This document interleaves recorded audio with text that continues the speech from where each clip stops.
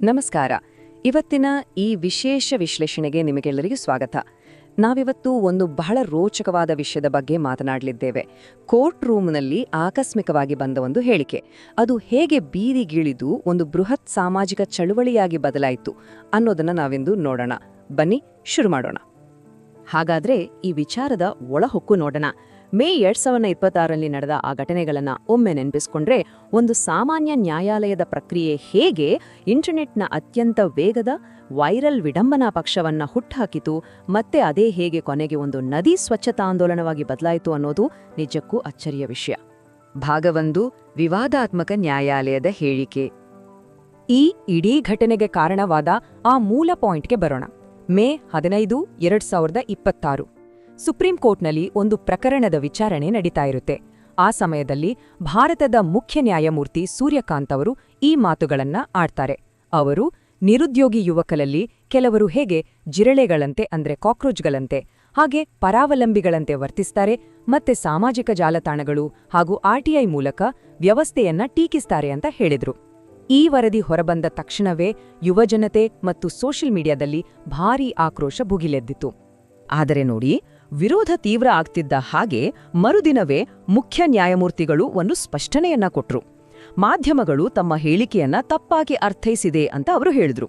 ತಾವು ಟೀಕಿಸಿದ್ದು ಕೇವಲ ನಕಲಿ ಪದವಿಗಳನ್ನ ಬಳಸಿ ವೃತ್ತಿಗೆ ಸೇರುವವರನ್ನ ಮಾತ್ರ, ಹಾಗೂ ಭಾರತದ ಯುವಜನತೆಯ ಬಗ್ಗೆ ತಮಗೆ ಅಪಾರವಾದ ಗೌರವ ಮತ್ತು ಹೆಮ್ಮೆ ಇದೆ ಅಂತ ಅವರು ಸ್ಪಷ್ಟಪಡಿಸಿದ್ರು. ಭಾಗ 2, ಆಕ್ರೋಶ ಮತ್ತು ಐತಿಹಾಸಿಕ ಹೋಲಿಕೆಗಳು. ಈಗ ಮುಂದಿನ ಹಂತಕ್ಕೆ ಹೋಗೋಣ ಮತ್ತು ಇದು ಹೇಗೆ ಬೆಳೀತಾ ಇದೆ ಅಂತ ನೋಡೋಣ. ಇಲ್ಲಿ ರಾಜಕೀಯ ವಿಶ್ಲೇಷಕರು ಒಂದು ಬಹಳ ಆಸಕ್ತಿದಾಯಕವಾದ ಐತಿಹಾಸಿಕ ಹೋಲಿಕೆಯನ್ನ ಮಾಡ್ತಾರೆ. 1954ರಲ್ಲಿ ನಮ್ಮ ಮೊದಲ ಪ್ರಧಾನಿ ಜವಾಹರ್ಲಾಲ್ ನೆಹರು ಅವರು ಶ್ರೀಮಂತ ಜಮೀನ್ದಾರರು ಮತ್ತು ರಾಜಮನೆತನದವರನ್ನ ಪರಾವಲಂಬಿಗಳು ಅಥವಾ ಪ್ಯಾರಾಸೈಟ್ಸ್ ಅಂತ ಕರೆದಿದ್ರು. ಆದ್ರೆ 2026ರಲ್ಲಿ ಅದೇ ಪದವನ್ನ ನಿರುದ್ಯೋಗಿ ಯುವಕರು ಅಥವಾ ನಕಲಿ ಪದವಿ ಹೊಂದಿರುವ ಕಾರ್ಯಕರ್ತರನ್ನ ಗುರಿಯಾಗಿಸಿ ಬಳಸಲಾಯಿತು. ಈ ವ್ಯತ್ಯಾಸ ಬಹಳ ದೊಡ್ಡ ಚರ್ಚೆಗೆ ದಾರಿ ಮಾಡಿಕೊಡ್ತು. ಇಷ್ಟೇ ಅಲ್ಲ, ಅಂತಾರಾಷ್ಟ್ರೀಯ ಕಾನೂನು ತಜ್ಞರು ಮತ್ತು ವಿಮರ್ಶಕರು ಈ ಪದಗಳ ಹಿಂದಿರುವ ಕರಾಳ ಇತಿಹಾಸದ ಬಗ್ಗೆನೂ ಮಾತನಾಡಿದ್ರು. ನಿಮ್ಗೆ ಗೊತ್ತಿರಬಹುದು, ರುವಾಂಡಾ ನರಮೇಧದ ಸಮಯದಲ್ಲಿ ಜಿರಳೆ ಅನ್ನೋ ಪದವನ್ನ, ಹಾಗೆ ನಾಜಿ ಜರ್ಮನಿಯಲ್ಲಿ ಪರಾವಲಂಬಿ ಅನ್ನೋ ಪದವನ್ನ ಜನರನ್ನ ಅಮಾನವೀಯವಾಗಿ ಕಾಣೋದಕ್ಕೆ ಹೇಗೆ ಬಳಸಲಾಗಿತ್ತು ಅನ್ನೋದನ್ನ ಅವರು ಉಲ್ಲೇಖಿಸಿದ್ರು. ಇಂತಹ ಪದಗಳು ಸೃಷ್ಟಿಸಬಹುದಾದ ಅಪಾಯದ ಬಗ್ಗೆ ಸಾಕಷ್ಟು ಕಳವಳ ವ್ಯಕ್ತವಾಯಿತು. ಭಾಗ 3, ದಿ ಕಾಕ್ರೋಚ್ ಜನತಾ ಪಾರ್ಟಿ ಅಂದ್ರೆ ಸಿಜೆಪಿ. ಈ ವಿವಾದದ ನಡುವೆ ಇಂಟರ್ನೆಟ್ ತನ್ನದೇ ಆದ ಸ್ಟೈಲ್ನಲ್ಲಿ ರಿಯಾಕ್ಟ್ ಮಾಡೋಕ್ ಶುರು ಮಾಡ್ತು. ಮತ್ತಿದು ಅದ್ಭುತವಾಗಿ ಏನನ್ನ ತೋರಿಸುತ್ತೆ ಅಂದ್ರೆ, ಆನ್ಲೈನ್ ಪ್ರಪಂಚ ಎಷ್ಟು ಫಾಸ್ಟ್ ಆಗಿ ಕೆಲಸ ಮಾಡುತ್ತೆ ಅನ್ನೋದನ್ನ. ಮೇ 15ಕ್ಕೆ ನ್ಯಾಯಾಲಯದ ಹೇಳಿಕೆ ಬರುತ್ತೆ. ಸರಿಯಾಗಿ ಮರುದಿನ ಮೇ 16ಕ್ಕೆ ಆಮ್ ಆದ್ಮಿ ಪಕ್ಷದ ಮಾಜಿ ಸ್ಟ್ರಾಟಜಿಸ್ಟ್ ಅಭಿಜಿತ್ ದಿಪ್ಕೆ ಅವರು ಸಿಜೆಪಿಯನ್ನ ಆನ್ಲೈನ್ನಲ್ಲಿ ಸ್ಥಾಪಿಸ್ತಾರೆ. ಕೇವಲ 3 ದಿನಗಳಲ್ಲಿ ಊಹಿಸಿ, 1,60,000ಕ್ಕೂ ಹೆಚ್ಚು ಸೈನ್ಅಪ್ಗಳು ಹಾಗೂ ಇನ್ಸ್ಟಾಗ್ರಾಂನಲ್ಲಿ ಬರೋಬ್ಬರಿ 2 ಮಿಲಿಯನ್ ಫಾಲೋವರ್ಸ್. ದಿಢೀರ್ನೆ ಇದು ದೊಡ್ಡ ಸೆನ್ಸೇಷನ್ ಆಗ್ಬಿಟ್ಟು. ಈ ಪಾರ್ಟಿ ಯುವಕರನ್ನ ಹೇಗೆ ಅಟ್ರಾಕ್ಟ್ ಮಾಡ್ತು ಗೊತ್ತಾ? ಪಕ್ಕಾ ಇಂಟರ್ನೆಟ್ ಹ್ಯೂಮರ್ ಅಂದ್ರೆ ವಿಡಂಬನೆಯನ್ನ ಬಳಸಿ. ಪಕ್ಷದ ಸದಸ್ಯರಾಗೋಕೆ ಇದ್ದ ಅರ್ಹತೆಗಳನ್ನು ಒಮ್ಮೆ ನೋಡಿ.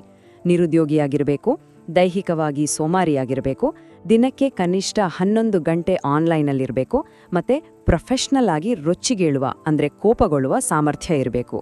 ಈ ವಿಚಿತ್ರವಾದ ತಮಾಷೆಯ ರೂಲ್ಸ್ ಯುವಕರನ್ನ ಒಟ್ಟಿಗೆ ಸೇರಿಸುವಲ್ಲಿ ದೊಡ್ಡ ಪಾತ್ರ ವಹಿಸ್ತು.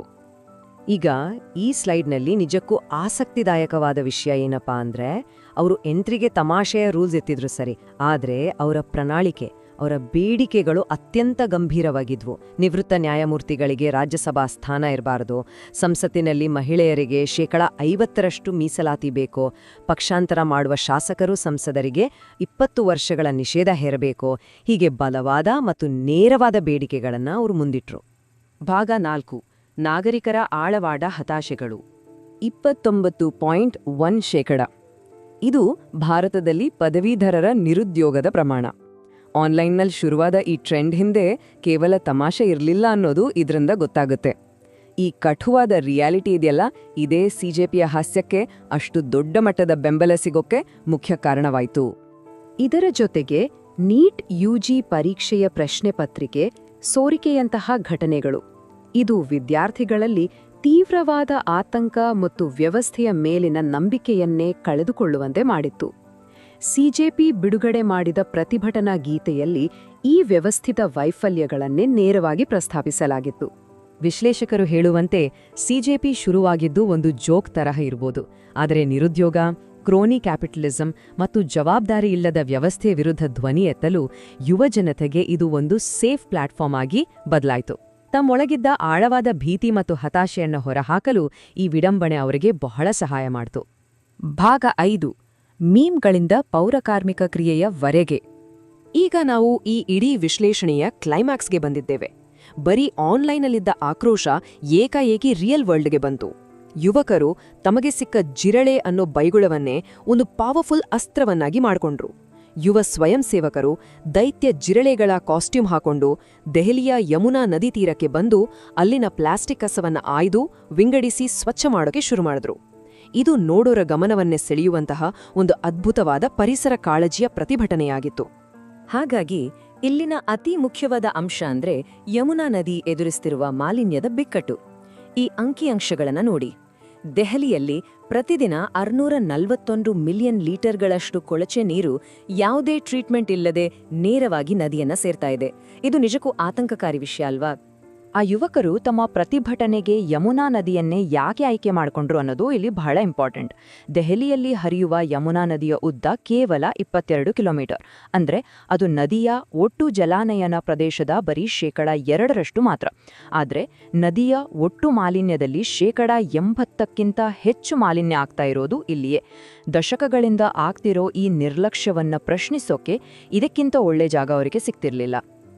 ಖಂಡಿತ ಈ ಒಂದೇ ಸ್ವಚ್ಛತಾ ಕಾರ್ಯಕ್ರಮದಿಂದ ಆ ಇಡೀ ನದಿಯ ಮಾಲಿನ್ಯ ಸಮಸ್ಯೆ ಪರಿಹಾರ ಆಗಲಿಲ್ಲ. ಆದರೆ ಜನರಲ್ಲಿದ್ದ ಆಕ್ರೋಶ ಹಾಗೂ ಆ ಒಂದು ವೈರಲ್ ಮೀಮ್ ಇವೆರಡನ್ನೂ ಸೇರಿಸಿ ಯಾವುದೇ ಹಿಂಸೆ ಇಲ್ಲದೆ ಒಂದು ಶಾಂತಿಯುತವಾದ ಸಮುದಾಯ ಚಾಲಿತ ಜವಾಬ್ದಾರಿಯುತ ನಾಗರಿಕ ಕ್ರಿಯೆಯಾಗಿ ಬದಲಾಯಿಸುವಲ್ಲಿ ಇದು 100ಕ್ಕೆ 100 ಯಶಸ್ವಿಯಾಯಿತು. ಇದೊಂದು ದೊಡ್ಡ ಸಾಂಕೇತಿಕ ವಿಜಯ. ಕೊನೆಯದಾಗಿ ಈ ಇಡೀ ವಿಶ್ಲೇಷಣೆ ನಮ್ಮನ್ನ ಒಂದು ಪ್ರಶ್ನೆ ಕೇಳುವಂತೆ ಮಾಡುತ್ತೆ. ಪ್ರಜಾಪ್ರಭುತ್ವದ ನೈಜ ಶಕ್ತಿ ಇರೋದು ಕೇವಲ ಅಧಿಕಾರಶಾಹಿ ಸಂಸ್ಥೆಗಳ ಕೈಯಲ್ಲಿ ಮಾತ್ರನಾ, ಅಥವಾ ತಮಗೆ ಬಂದ ನಿಂದನೆಯನ್ನೇ ಒಂದು ಸಕಾರಾತ್ಮಕ ಬದಲಾವಣೆಯಾಗಿ, ಒಂದು ಆಕ್ಷನ್ ಆಗಿ ಪರಿವರ್ತಿಸುವ ನಮ್ಮಂತಹ ನಾಗರಿಕರ ಕೈಯಲ್ಲಿದೆಯಾ? ಇದರ ಬಗ್ಗೆ ಒಮ್ಮೆ ಆಳವಾಗಿ ಯೋಚಿಸಿ. ಈ ವಿಷಯದ ಬಗೆಗಿನ ನಮ್ಮ ವಿಶ್ಲೇಷಣೆ ನಿಮಗೆ ಇಷ್ಟವಾಗಿದೆ ಎಂದು ಭಾವಿಸ್ತೇನೆ.